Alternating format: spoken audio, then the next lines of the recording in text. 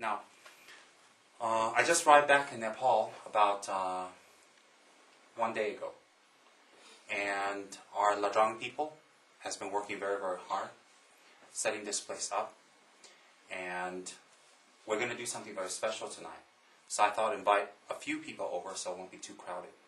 And what we're going to do tonight is this.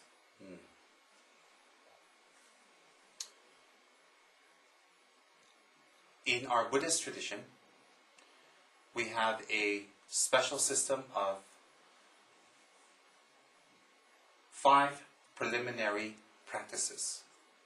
And the 5 preliminary practices are designed to transform our minds, change our minds, and by changing outer circumstances. So when we do the 5 preliminary practices correctly, and we do it very well, and we do it completely, we will see diseases heal. We will see if we're obstructed by spirits, spirits will be quelled or stopped. If we find that our mind is sleepy and dull and unalert, we find our mind become very, very, very alert, very, very sharp. If we have some depression, or if we have some unhappiness, or we have some kind of disturbances in our mind, we're not at peace, the 5 preliminary practices also help us to clear these kind of disturbances and give our mind some kind of peace. As we all know very clearly, we can pray. We can pray to the Buddhas, we can pray to God, we can pray to the deities, and we can pray and pray and pray. But no matter how much we pray, if we don't change our minds, we won't be happy. If we don't change our perspectives, we won't be happy. So we can pray, we can do pujas, we can do rituals, we can do offerings, we can see lamas, we can see gurus, we can go to temples, we can do all of those things. But our minds won't become happy. Why? We've been brought up to think a certain way. We've been brought up to perceive things a certain way. We've been brought up to look at things a certain way. And so we're stuck looking at our relationships. We're stuck looking at our environment. We're stuck looking at our friends and our house and our living lifestyle in a certain way. So when we're stuck looking in a certain way, what happens is this. When we feel we can't do nothing about it, we become unhappy. When we're very young and we just start out in business or we start doing work, we feel very optimistic. We feel very enthusiastic. And we feel very bright. And then as the time goes on, our fixed way of looking at things, our fixed way of seeing things, our fixed way of accepting things or not accepting things slowly makes us become unhappy, bitter, maybe even angry. And so the anger builds up, the unhappiness builds up, and the sense of hopelessness builds up. And no matter how much good food we eat, or how much wonderful families we have, or how much pujas we do, or how much business we do, or how much wealth we collect, we still feel a sense of emptiness, unhappiness, and perhaps even senselessness. What's senselessness mean? What's the reason for all of this? We feel a sense of that. And the reason for that is because the way we look at things, the way we perceive things, the way we understand things, didn't generate happiness. The way we've been dealing with people, the way we've been looking at family, the way we've been doing business is not bad, but it didn't bring happiness. So therefore, as we get older and older, old doesn't mean you're old. Older means as you start doing things through wrong perception, wrong relationship, wrong attitude, our unhappiness becomes deeper and deeper and deeper. And we don't know why. Why do I say this? Here, they're international people. Our faces are different, but inside we're all the same. Exactly the same. And that's not cliche, that's the truth. Because I meet international people, I meet hundreds and hundreds of people every year. And when I talk to them, it's the same thing all the time. So my point is, if we feel this type of senselessness or unhappiness, and maybe we don't feel it at this time, but we come across many people who feel this. But no matter how many pujas we do, how many mantras we do, or how much business we do, or sometimes we just don't think about it, we try to keep ourselves busy, we still feel this kind of hopelessness, senselessness, and unhappiness. So, therefore, in Kathmandu, you see a lot of lamas. You see a lot of monks, you see a lot of Dharma teachers, you see a lot of temples. But we don't really know what's going on inside. We cannot look at the temples, we cannot look at the lamas, we cannot look at the pujas from the outside. If we simply just look at the lamas and we do the pujas from the outside, nothing on the inside changes. Pujas are important. Venerating deities, showing respect to Bhagavan is very important. But it will not make us happy. So what's important is this is, if we listen to the Dharma. The Dharma is very important if we listen to it. Whether we are Hindu, whether we're Buddhist, whether we're Christian, it doesn't matter. Dharma means correct conduct. Dharma means correct view. Dharma means correct attitude. And the cultivation of correct view and attitude. Then our mind becomes very happy. So what happens is this is, Dharma is something that Buddha has spoken about. That when we think about it, it makes a lot of sense, it makes a lot of logic, it makes a light come on. And when we adapt it to our lives and we put it towards our behavior, we start seeing other people react differently toward us. We see ourselves react differently toward others. And then we see the dynamics of people acting different towards us, we acting different towards them. And then you see things become lighter, happier, and better. You see, because our lives cannot be just eating, sleeping, working, making business, making money. It cannot be just that. Those are important. And we need to do that. But those are not the only reasons that we are here. So hence, if we study Dharma, you don't need to study as if you're a monk or a nun. If you study Dharma and you understand Dharma, your attitude and your mind will change. Now, in this room, everybody is educated. Everybody has gone to school. Everybody's educated. And most of us here are very exposed to the world. My point, if I simply do a puja and I throw some flowers on you and I put a little red tika on your forehead and say you're blessed, nothing happens to you. You see, because I don't have the power to bless you. I don't have any power to bless you. Nobody has the power to bless you. But we have the power to bless ourselves. What's a blessing? My type of Dharma is not simply doing pujas and then doing some blessing and then sending you off. My type of Dharma is different. I like to explain. I like to talk. I like to share. And I like to give you knowledge. I don't give you all the knowledge in one night because it would be too much, but a little bit of knowledge each time we meet. So each time we meet, I like to give you knowledge. And the knowledge I give you is not to make you a Buddhist, not to make you a Hindu, not to make you a Christian, but my knowledge that I share with you is to help you become the person that will be happy, that will be satisfied.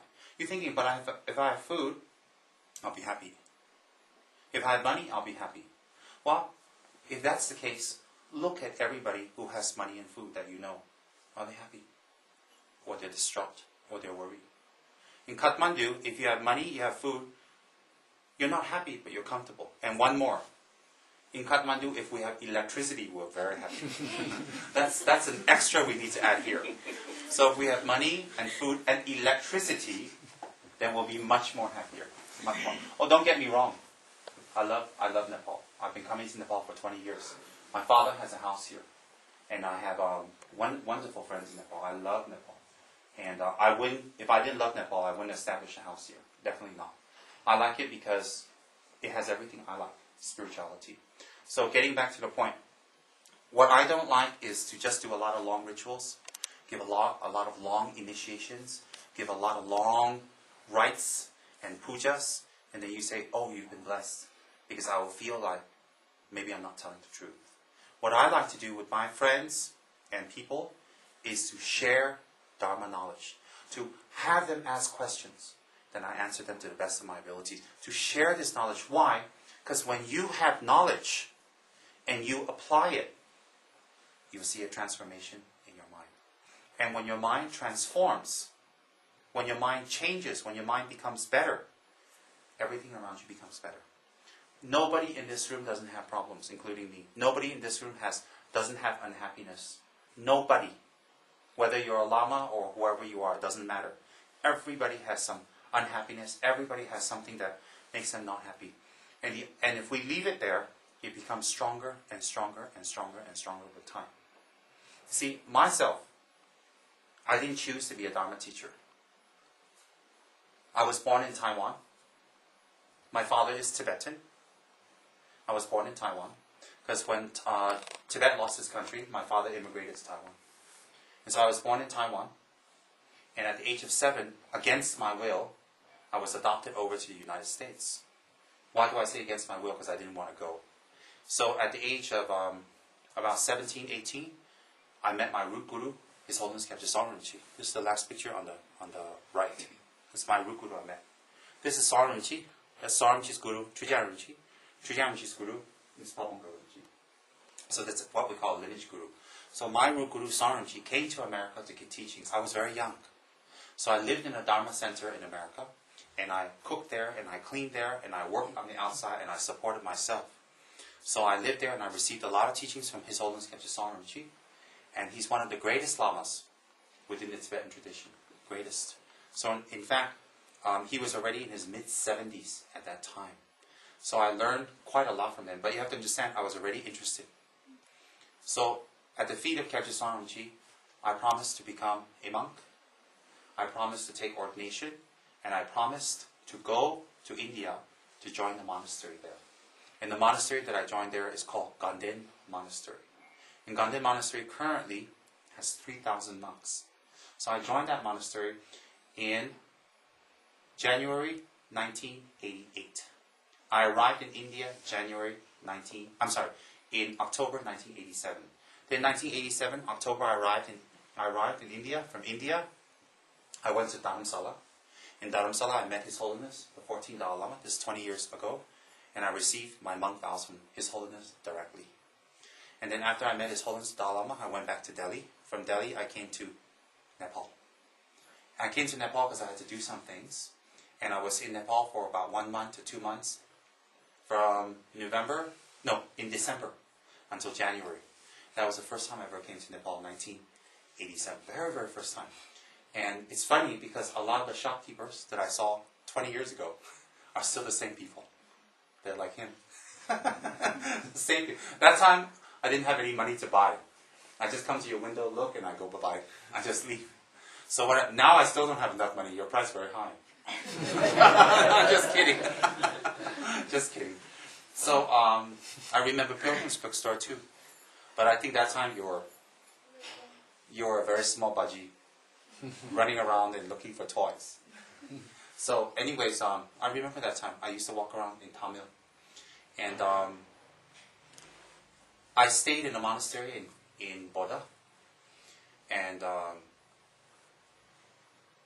I was having some neck pains. And so I met one of my teacher's students. And this person took me back to Kathmandu guest house. That's the first time I ever went there. In 1987, December.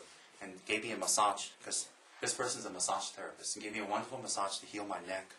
And I was very appreciative. So I remember going to Kathmandu guest house, and I thought to myself, that time, it was 20 years ago, what a nice hotel. Got a heater, got water. Because at the monastery, there's no heater, no water. Because we were washing outside in the wells. And so I said, oh, what a nice hotel. It's got a heater, and it's got water, it's so warm and comfortable.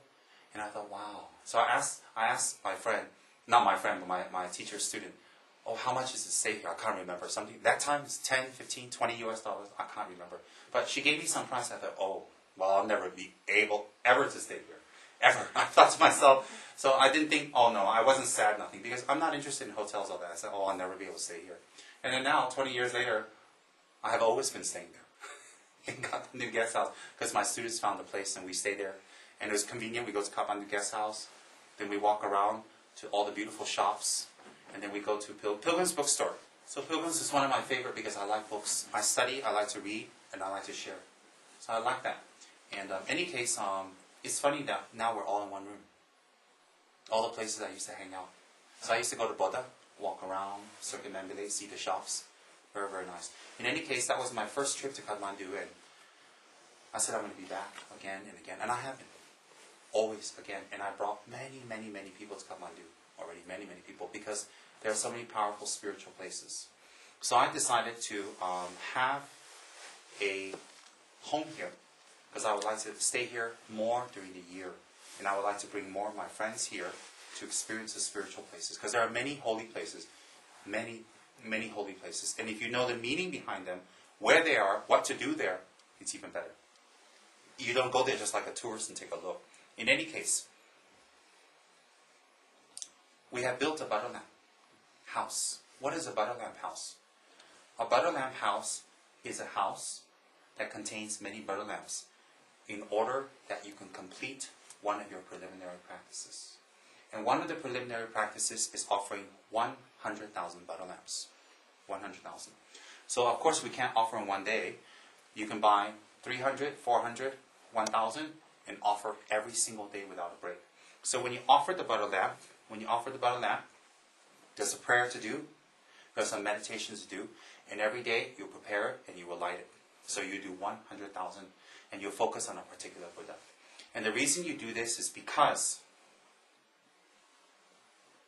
in order for our minds to transform or understand the Dharma or learn the Dharma, in order for that to happen, we need to have knowledge. Hence, we either need books or a spiritual friend. A spiritual friend is translated as Guru. A spiritual friend or Guru, whatever you want to call it. So that spiritual friend should have knowledge. And that spiritual friend, he or she, conveys the Dharma to you. So when you learn the Dharma, you think about it. You learn the Dharma, you think about it. The second requirement you need is a collection of merit. So people get that mixed up. People say, oh, good karma and bad karma. And then they leave it as that. It's not as simple as that. Good karma and bad karma is one type. Then you also have merit. Merit is something different. Example, merit is something that you do without the selfish mind.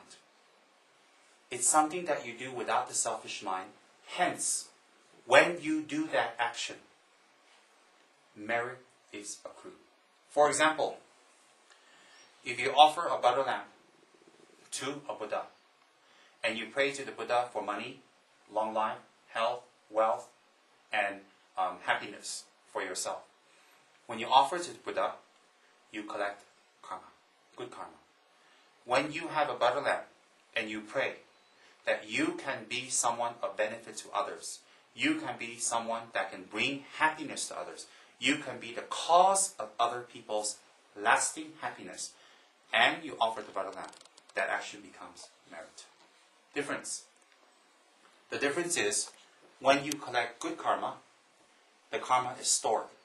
When you collect good merits, the merit is stored. When you collect karma, once the karma remains dormant, it remains inactive, until a situation comes that triggers it to open. So when a situation comes that it triggers it to open, you experience that karma. So what happens is, if you offer that to the Buddha, and you wish for happiness and health or business, your business goes up, you get good health. But once you receive that benefit, then the karma is finished. It is extinguished. So hence, it's almost like wasting that action. Whereas if you offer a butter lamp to the Buddha, and you pray for other people's happiness, other people's welfare, other people's benefit, and you truly mean it, and it's real, it's not something you just do for the moment, you really do it, and you offer it, you collect merit. So when that merit is triggered, what happens? You will become the cause of other people's happiness. Either you become someone that can be a benefit to them medically, physically, emotionally, financially, you'll be a benefit to others. And you will also get long life. and you will also have happiness. So happiness, long life, is a given. Is a given. So what happens is that action, when triggered, is continuous. It doesn't finish. So in every single lifetime you are born, you will always receive the benefits of offering that butterlamp. The difference, like this: if you have an amount of money and you put that in the bank, that money, you don't touch the principal. You just live off the interest. Always you'll be safe. But if you touch the principal and it runs out, you're finished. Karma is like touching the principal. Merit is like touching the interest alone. So hence, when we offer butter lamps, when we have a good motivation, butter lamps, when you light it, it dispels darkness. The darkness is gone. When we offer a butter lamp to the Buddha, any Buddha that we like, when we offer a butter lamp to the Buddha, what happens is, the Buddha doesn't have darkness. The Buddha does not have any ignorance or any stupidity, nothing. But when we offer to the Buddha doesn't need the butter lamp from us. The Buddha doesn't need our puja. The Buddha doesn't need anything from us. But when we offer the butter lamp to the Buddha, what happens? We create the causes for our own personal darkness to go away. Our personal darkness.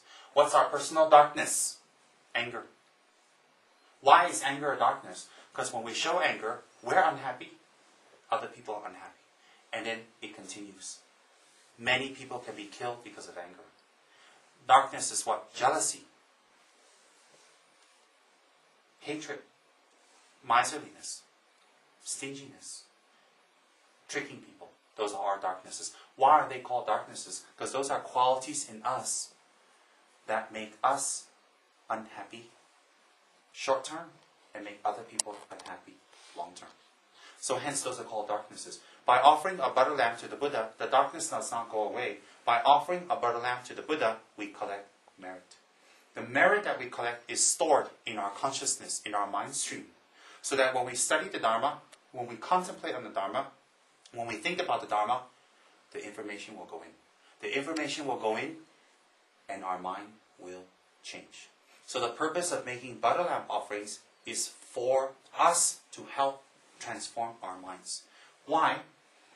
How many people do you know do a lot of pujas, do a lot of prayers, offer flowers in temples, but they're selfish, they're quite greedy, they don't change, they're quite angry? I'm not criticizing people. I'm not criticizing. But they themselves don't know that they are like that. They think that if they go to the temple and they make offerings of butter lamps or money or flowers, they think that all their sins are absolved and everything is fine. But if that's the case, then we can do negative things to people all day long and just go to temple daily to absolve our sins. Doesn't make sense. Doesn't make sense at all. So my point is, what is offering butter lamps has a few benefits. One is the money we would have used for something negative, we can use for something positive. One. Number two, when we offer a butter lamp, it helps us to eradicate stinginess. Why? Because it's something we would use for something else for ourselves. So it's a small practice to eradicate stinginess. Second, when we offer a butter lamp to a Buddha, the Buddha, any Buddha, Vajrayogini, Tsongkhapa, Shakyamuni, Amitabha, Dada, any Buddha that we offer a butter lamp to, from their side, when we offer the butter lamp, we create a strong connection with them, we receive their blessing, and we collect merit. We make a connection. Why? In the future, when we meditate on them, our minds are transformed. When we make a connection with them, we receive a blessing. The blessing we receive is what? What is a blessing? A blessing is when they touch our lives and we see our minds change. The people we're angry with, we forgive. The people that we want to hurt or get revenge with, we forgive. And you know what happens? You know what happens? The people that want to hurt us, their minds change also because of our attitude towards them. Everybody in life has enemies. The best way to stop an enemy is not to confront them and hurt them.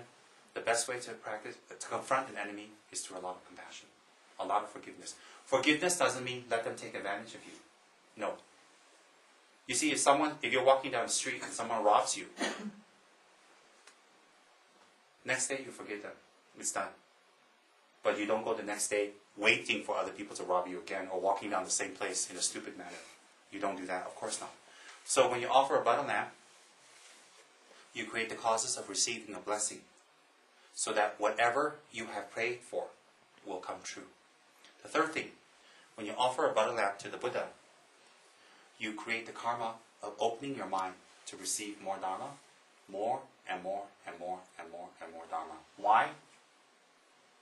The purpose of light is to dispel darkness. When you offer a light in front of the golden Buddha, in front of a Buddha, when you offer, it is symbolic of your darkness being lifted by the light of the offering you have made to a Buddha.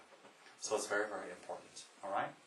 Therefore, today, they have constructed a butter lamp house, and we have purchased 1,100 butter lamps. So tonight, we're all going to do a little prayer.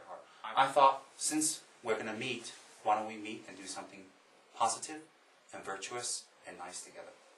So therefore, after we do this light prayer together, we're all going to walk to the butter lamp house in the back, and we're going to light 1,100 butter lamps. So what I want you to think is this. We're going to light it principally to the Buddha, Vajrayogini. And we're going to light it that other people may be very happy. I'm going to light it for the people who have worked here very hard to have this arranged, this house, this lajang arranged. I'm going to light it for all my sponsors and patrons. I'm going to light it for my many, many students back in Malaysia and for our different departments that are growing. You can see on the website. So we're going to do that offering. The first set of butter lamps I'm going to do, 100,000. I'm going to do 100,000 is to dedicate for all the people that have helped me in my lives. So what I'm going to do is I'm going to give you all a butter lamp, and I want you to do the same. I want you to think about people who have been kind to you. I want you to think about people who have been gracious to you and who have helped you. And today we offer a butter lamp for them. So today's meeting will be short and sweet. And we'll offer butter lamps to the Almighty in order to receive their blessings. So what we do is we don't simply just light it. We're going to do a prayer. So I thought today I'll give you a light explanation of why we do butter lamps. So in our tradition we have 100,000 butter lamps, 100,000 prostrations, 100,000 mandala offerings, 100,000 Guru Yoga, and 100,000 Vajrasattva. We do those practices in the privacy of our own altars and shrines. We do that every single day in order to purify the negative karma that we have, that arose, and we do that to invoke the blessings. So therefore, it's much more than just going to temple and receiving some type of offering some flowers or putting some money there. In my system of Dharma, I actually make us do the work. No one else can do the work. Why? Happiness is experienced in our own mind. Release from pressure is experienced in our own mind. And unhappiness is perceived or experienced in our own mind. So the only way we can do that is if we transform our own mind. Finish. So now what we do is, today I don't give you darshan. You will give yourselves darshan together with me. So we will invoke and do prayers together. After that, we'll go light 1,100 butter lamps. We will do this together tonight, and we will bless each other. You'll bless yourselves. Everybody has the power to bless. My type of Dharma that I teach is not you go to someone to worship. You bless yourself at home. Alright? Everybody please sit comfortably. This mantra is very famous in Tibet. It is the lineage of the Dalai Lama.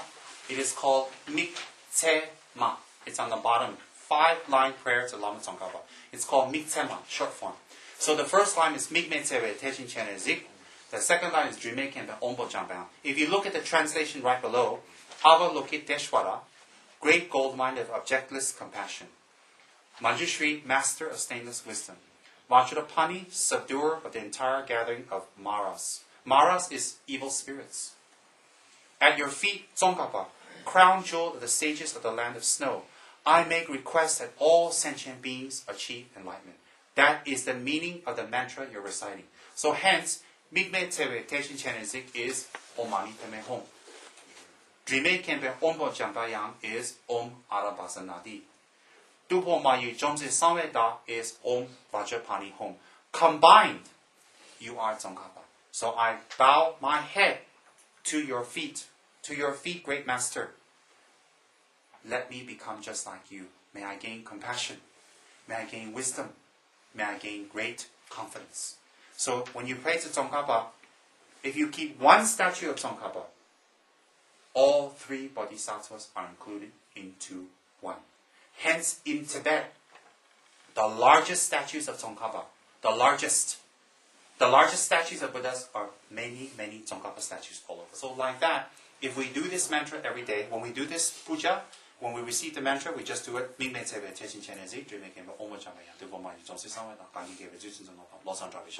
1 time. 21 times a day enough. If you have time, more. If you want to dedicate for your beautiful mother, which you should, you want to dedicate for your beautiful father, or if you're worried about your children or someone or something, you can do this mantra and visualize them in Tsongkhapa's heart and ask Tsongkhapa to bless them. Very, very powerful. We always think, how can we help people we love and care about? How? You can do it by Tsongkhapa. So you can visualize Lama Tsongkhapa like so. In his heart, surrounded by light and rainbows, is your mother and your father. And then you do the mantra, and you visualize Lama Tsongkhapa surrounding them with light and blessing and protecting them. Very powerful. So, I'm sure everybody here loves their parents. One of the best ways to repay their kindness. And if sometimes some of us are feeling down, depressed, unhappy, this mantra, very powerful to cure it. Very, very powerful. Then, this mantra, when you do, Tsongkhapa, when you pray, all bodhisattvas are combined. All. So if you do 1, you get 3 for free. Isn't that a good deal? So if you wish to do puja, just what we did just now, that's all. Why? You're busy. You have many things to do. So if you do this every day for 10-15 minutes in just the mantra, enough. You don't need to do a lot. Not at all. Just a little. We can do it in English even. Of course you do it in English. But the mantra, try to memorize in Tibetan. Why? Because the gurus originally recite in Tibetan. So it's very powerful. Tibetan is not a better language than Nepali. No. But because this mantra was especially recited in Tibetan. Everything else in English, that mantra you do in Tibetan. Even if your pronunciation is off and it sounds funny and different and people may laugh, Tsongkhapa will understand you. Tsongkhapa won't laugh at your funny, weird pronunciation. Repeat after me. Migme. Zewe. Terchin. Chen Ren Zik. Good. Second line. Drime. Kembe. Wampo. Jampe Yang. Dufong. Maoyu. Jomze. Sangwe Da. Gangchen. Kepe. Sukchen. Tsongkhapa. Lobsang. Chakpe. Shabla. So on that. Stayed in Nalanda Monastery in Varanasi over 1,000 years ago. And he was one of the greatest Indian Buddhist Pandits alive. And he was very great because he traveled to Nepal and taught Dharma in Nepal. Then he went to Tibet and stayed in Tibet for 13 years and died in Tibet as one of the greatest living masters. So in Tibet, we worship this great Guru. We respect this great Guru from India.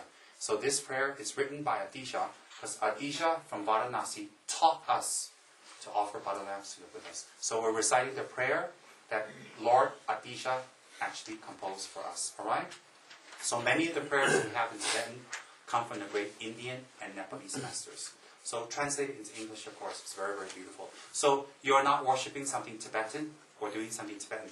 This is from your own wonderful, rich culture from the back. It's just no one explained to you. Okay? So let's recite the prayer by Lama Adisha or Great Sri Adisha.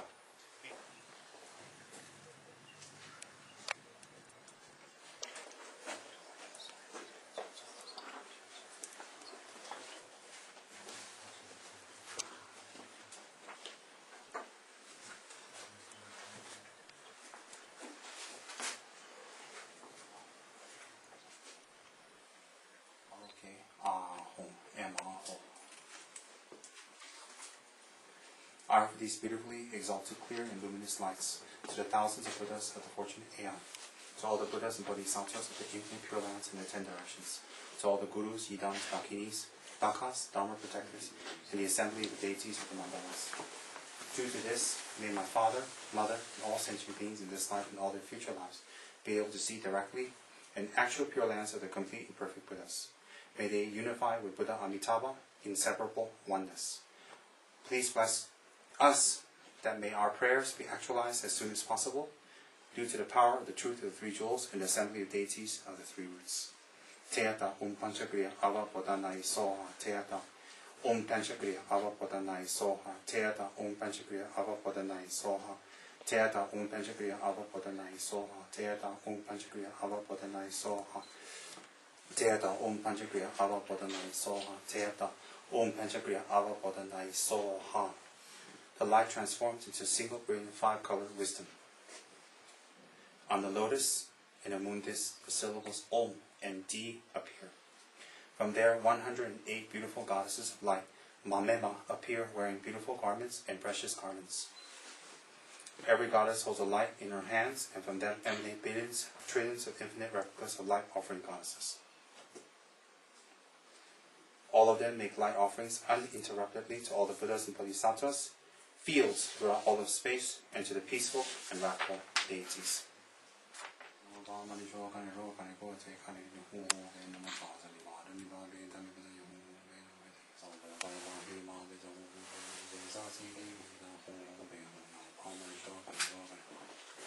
No bomb.